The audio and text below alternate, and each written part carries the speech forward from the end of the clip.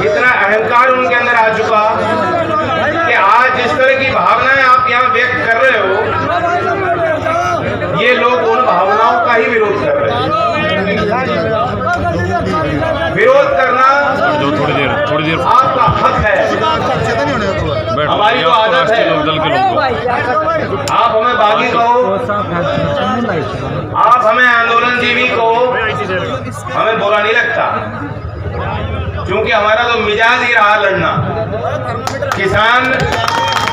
किसान कौम के हर एक व्यक्ति को, वो छोटा हो बड़ा हो, किसी जाति से आता हो, उसके जातीय परिचय से कोई मतलब नहीं इस बात का। जो खेती से ताल्लुक रखता है उसे रोज लड़ना ही पड़ता है, व्यवस्था के खिलाफ, सरकारों के खिलाफ। और बिना लड़ाई लड़े हमारे इस मुल्क में, आजाद भारत में, जिसकी आजादी के लिए आपने खुद कुर्बानियां दी हो, आज भी इस लोकतंत्र में भी आपको लड़ना पड़ता है। मुझे ध्यान है, अंग्रेजों द्वारा बनाया गया एक कानून था भूमि अधिग्रहण का, और 1894 का वो कानून चलता जा रहा था। जिसकी आफत आती, जिसकी जमीन अक्वायर होती, जिसे कोर्ट के धक्के खाने पड़ते, औने पौने भाग सरकार में बहुत सस्ते भाव पे जबरदस्ती करके किसान की जमीन हथिया लेती थी, और बड़े बड़े पूंजीपतियों के पक्ष में दलाली करके उन्हें सौंप देती थी, और कलेक्टर तो राजा हुआ करता। इनको कर लेने थे माल थोड़ा। लेकिन लोकतंत्र में भी सरकारें आई, बनी, गई, बिना व्यापक आंदोलन छेड़े, कुर्बानी दिए, हम वह कानून भी अपने पक्ष में बदल नहीं पाए। जाकर 2013 में नंदीग्राम में भी हिंसा हुई, भट्टा पारसोल में चिंगारी जलाई गई, मथुरा जिस क्षेत्र में मैं वहां चुनाव लड़ा था लोकसभा का, उस क्षेत्र में गांव-गांव में आग लगी थी, क्योंकि पूरी तहसील अक्वायर होने जा रही थी। वहां के लोगों ने बड़े हिम्मत के साथ आगे बढ़कर सरकार का विरोध किया, पुराने कानून का विरोध किया। कहीं ना कहीं उनका वो विरोध, उनकी वे भावना कहीं ना कहीं दर्ज हुई, उसका संज्ञान कहीं ना कहीं सरकार ने लिया, देश के सदन ने लिया, पार्लियामेंट ने लिया। मैंने निजी विधेयक संसद में पेश किया, उसी सत्र में कानून अपना बिल लेके आई, और कानून वो क्या बनाया, कोई जबरदस्ती किसी भूमि के मालिक, भूस्वामी के साथ कोई सरकार नहीं कर सकती। अगर आपका कंसेंट होगा, आप सहमत होगे, तभी जो है किसान भाइयों की सहमति के साथ और 4 गुना जो सर्कल रेट वह भुगतान मिले। तमाम शर्तें उस कानून में है। जिंदाबाद। वह कानून कैसे बना, कुर्बानियां करनी पड़ी, संगठन बनाने पड़े, धरना देना पड़ा।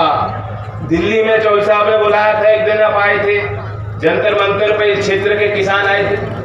तुरंत मनमोहन सिंह जी ने, हम जाके उनसे मुलाकात की, हमने बताया कि किसानों का इतना लंबित मामला है, हल निकालिए। तुरंत उन्होंने बयान दिया कि सरकार कानून लाएगी। फिर अगले सत्र में कानून बनते बनते 2013, और आज जब आप किसी कानून का विरोध करते हो, अभी हरियाणा से आए चौधरी साहब बता रहे हैं, उनसे पहले वक्ताओं ने बताया, और आपने खुद देखा है, तरह तरह के अपमान आपको सहने पड़े। जीटी रोड हमारे देश की, इस पूरे क्षेत्र की सबसे पुरानी प्राचीन सड़क है। मुगलों ने वो सड़क खोदी नहीं, और ये जो है नए हमारे देसी अंग्रेज आ गए हैं, काले अंग्रेज, इन्होंने कील वहां लगा दी, उन्होंने खोदने का काम किया। आपकी सड़कें खोद सकते हैं, आप इनकी जड़ें खोद सकते हो।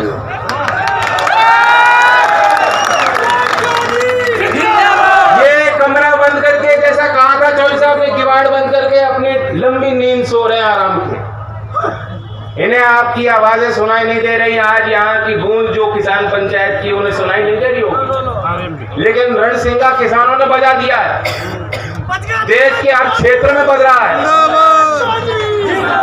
और वे रण क्या होगा, वह मुकाबला क्या होगा?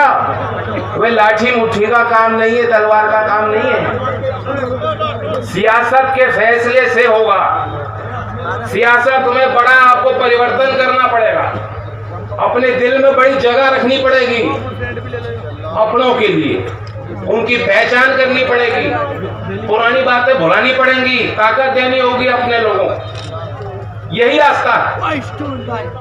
इनके बेहुदे व्यवहार से सिर्फ किसान ही तंग नहीं है, बहुत अनेकों वर्ग के लोग समझ रहे हैं इन चीजों को। उनकी सहानुभूति किसानों के साथ बन रही है।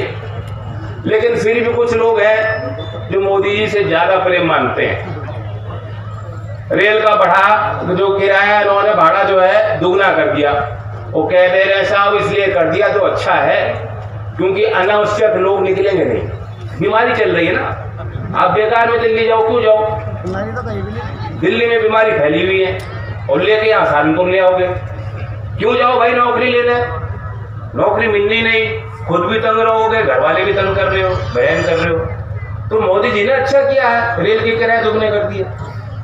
और डीजल का भाव, पेट्रोल का भाव, एक बाबा जी आए थे, वो कह रहे थे कि अंग्रेज जो जितना काला धन विदेशों में है, हमें एक मौका दे दो, मोदी जी आएंगे, काला धन आ जाएगा और पेट्रोल का भाव 35 रुपए।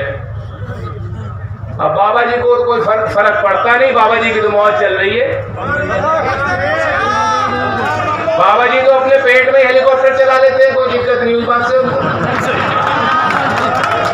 वो तो हेलीकॉप्टर चला रहे हैं। और आज हालात ये है कि आपका ट्रैक्टर चलाना भारी हो रहा,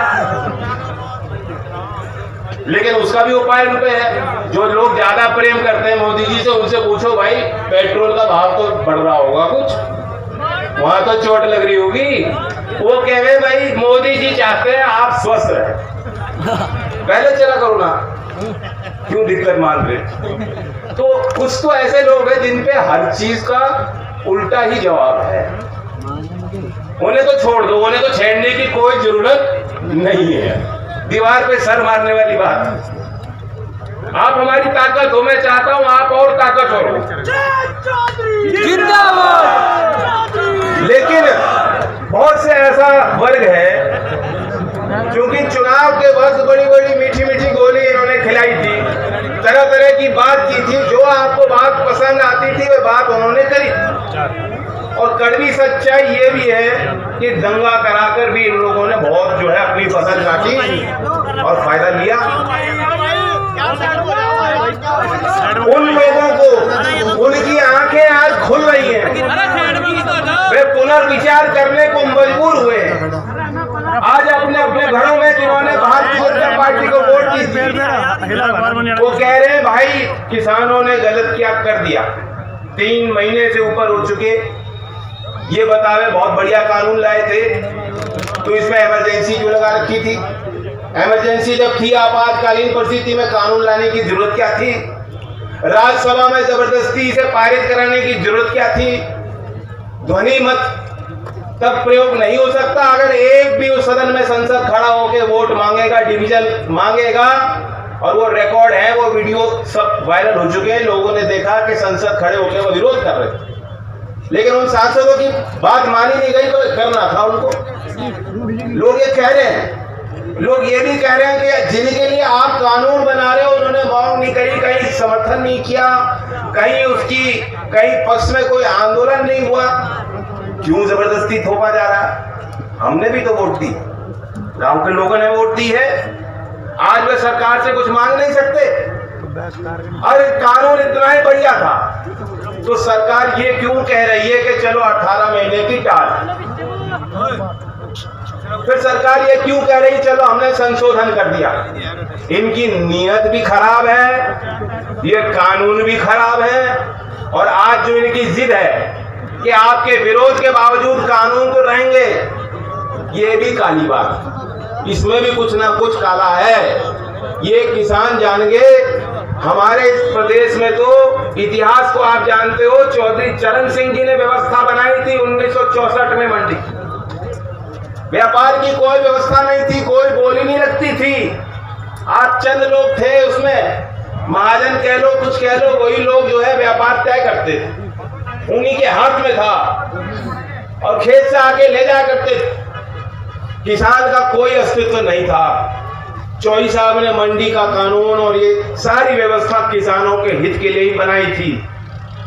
मंडी में जो टैक्स लगता है, जो शुल्क लगता था, वह शुल्क कोई किसान देता है क्या? वह तो खरीदार देता है। खरीदार को देना होता है। कंपनी भी अगर मंडी से जाएगी तो मंडी खरीदेगी तो शुल्क देगी। मैं एमपी था, मंडी कमेटी पे इतने संसाधन होते थे कि उनसे गांव के आप संपर्क के रास्ते भी बनवा सकते। मैंने खुद बनवाए हैं। हम तुम्हारे साथ हैं। सुन लो, कानून की बात बता रहा हूं। देश में 8600 करोड़ रुपए, 8600 करोड़ रुपए मंडी शुल्क में उत्तर प्रदेश, हरियाणा, यूपी जैसे राज्यों के ने कमाया था। ये पूंजी आपकी थी, ये फंड आपका था। इन्होंने चुनाव के पहले कहा था कि हमें जिता दो।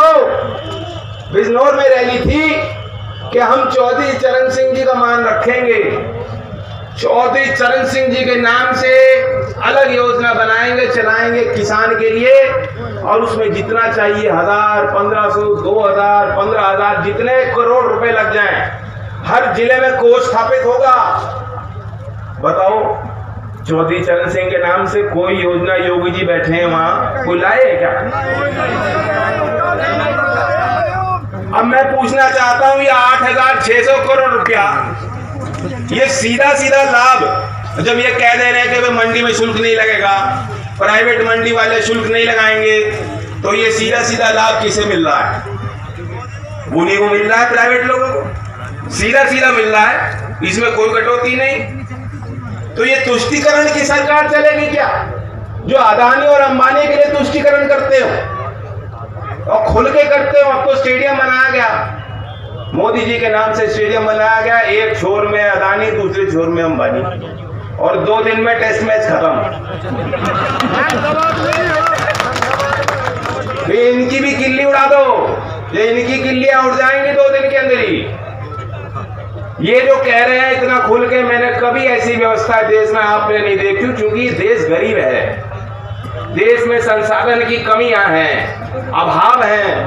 कैसे कैसे करके लोग अपनी व्यवस्था बना रहे हैं, बचत कर रहे हैं, अपने खर्चे निकाल रहे हैं। 1 साल पहले यही एक बैंक की शाखा के आगे, पीएनबी का बैंक था, 1.5 लाख का उस पे लोन था, और वेदपाल नाम के किसान थे सहारनपुर जिले के, वहीं शाखा में जाके कल बैंक के आगे उन्होंने आत्महत्या की, मार्च 2020 में। ये लोग भूल गए होंगे, मैं नहीं भूल सकता। रोज ऐसी घटनाएं सामने आ रही हैं, कभी झांसी में, कभी मैनपुरी में, कभी आगरा में। चंद 1000 रुपए का बिजली का बिल है बकाया, नहीं दिया जा रहा, नहीं दिया जा रहा। सहारनपुर जिले जिले की आप तस्वीर क्या है जानते हो मुझसे बेहतर। जो मेरठ में मोदी जी आके कह गए थे कि जी गुजरात में तो बहुत बढ़िया व्यवस्था है, गुजरात मॉडल किसी के समझ में थी नहीं, क्या है गुजरात, आपने देखा नहीं है। वहां कह गए थे भाई गन्ने का वहां उद्योग है, नगद पेमेंट होता है, नगद सीधा जो है आपके खातों में जाएगा, और 14 दिन तो बात ही नहीं कुछ। और रेट की भी 400 रुपए की शायद कह गए थे कि 400 रुपए रेट होना चाहिए। मैं तो काट ही रहा हूं कुछ। अब जाके फरवरी में रेट घोषित किया, इतना बड़ा आंदोलन है, चल रहा है, दबाव है, रोज अखबारों में किसान किसान किसान, हम चिल्ला रहे किसान, आप चिल्ला रहे किसान, और तब भी आपका इतना दबाव नहीं बन पा रहा। अभी चौधरी साहब कह रहे थे कि वो हमारे हरियाणा में तो खटारा है, खट्टर का खटारा, और हमारे यहाँ योगी का ढोंगी कर लो फिर।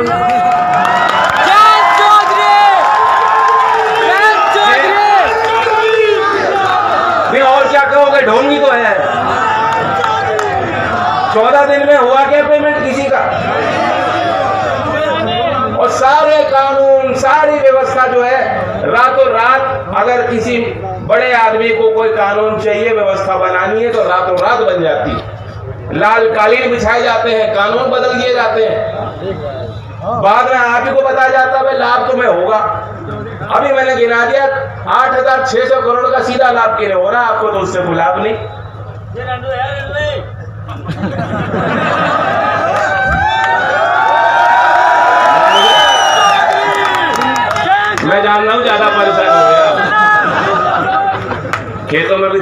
लगाने पड़ते हैं ना आजकल।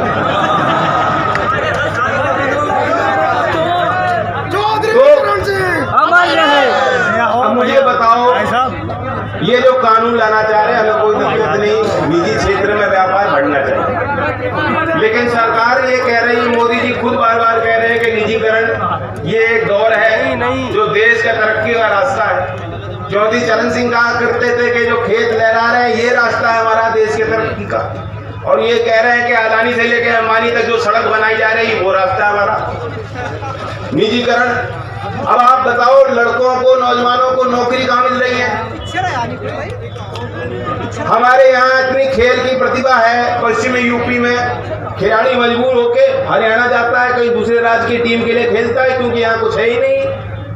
यहीं 10 करोड़ की लागत का स्टेडियम बनाना था हरियाणा पे। खेलो इंडिया, नाम कितने अच्छे दिए, खेलो इंडिया, क्या खेलें?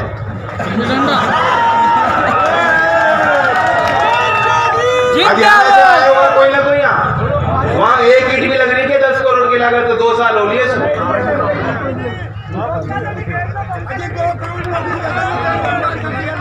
600 करोड़ का बकाया अकेला सहारनपुर जिले का है गन्ने का, और बिजली के बिल का जो हिसाब, इनका हिसाब नहीं बिगड़ता कहीं जब लेना हो। छापे पड़े, सैटेलाइट से जो इन्होंने पकड़ा है, जुर्माने लगाए इस क्षेत्र में बहुत किसानों पे। तुम पाती कैसे जला रहे हो, धुआं कर रहे हो, तुम प्रदूषण कर रहे हो, दिल्ली को नरक बना दिया तुमने। इसी क्षेत्र में जो छापे लगे, जुर्माने लगाए गए, और बिजली की बिल की बहुत भारी समस्या। सहारनपुर जिले के बैंकों में 5,600 करोड़ रुपए आप कर्जदार हो, ऋण है आपके ऊपर 5,600 करोड़ का, और 600 करोड़ आपका बकाया। तो संकट की घड़ी है, गुजारा करना कठिन हो रहा है, और इसमें जो है अभी भी झूठ बोल रहे लोग, ढोंग कर रहे, कह रहे हैं आय दुगनी हो जाएगी, आमदनी दुगनी हो जाएगी। कहां से हो जाएगी? ये जो कानून ला रहे हैं, भंडारण की पूरी छूट दे दो कंपनी को, वही भंडार करेगा, वही कंपनी खरीदेगी। तो जब मार्केट में आपकी फसल आएगी तैयार खेत से, मार्केट में देखोगे फ्लड कर दिया मार्केट। उनके साइलो होंगे, लाखों मेट्रिक टन की स्टोरेज उनके पास होगी, वो खरीद के वहां रखेंगे। जब करना होगा मार्केट इनके बस में है, आप तो भाव तय कर नहीं सकते। यही कानून बनाना था, तो भाग की तो बात होनी चाहिए थी। मोदी जी जब विपक्ष में थे, मुख्यमंत्री थे, मनमोहन सिंह जी की सरकार थी केंद्र में, उन्होंने कमेटी बनाई, मोदी जी अध्यक्षता कर रहे थे, और 2 मार्च 2011 को खुद उन्होंने मांग करी थी पिछली सरकार से। उन्होंने कहा था कि हम चाहते हैं एमएसपी का कानून बनना चाहिए। मोदी जी ने खुद कहा, 2018 में इनकी सरकार बन गई। 18 में सीएसईपी जो लागत और मूल्य निर्धारण का आयोग है केंद्र का, उन्होंने 2018 में रिपोर्ट सौंपी सरकार को, कहा कि तुम खरीदते नहीं हो, कुछ ही राज्यों में खरीदे, बाकी जगह मंडी की व्यवस्था है नहीं। कुछ मंडी की व्यवस्था में विस्तार होना चाहिए। सरदार अवतार सिंह जी बोल रहे थे, वो कह रहे थे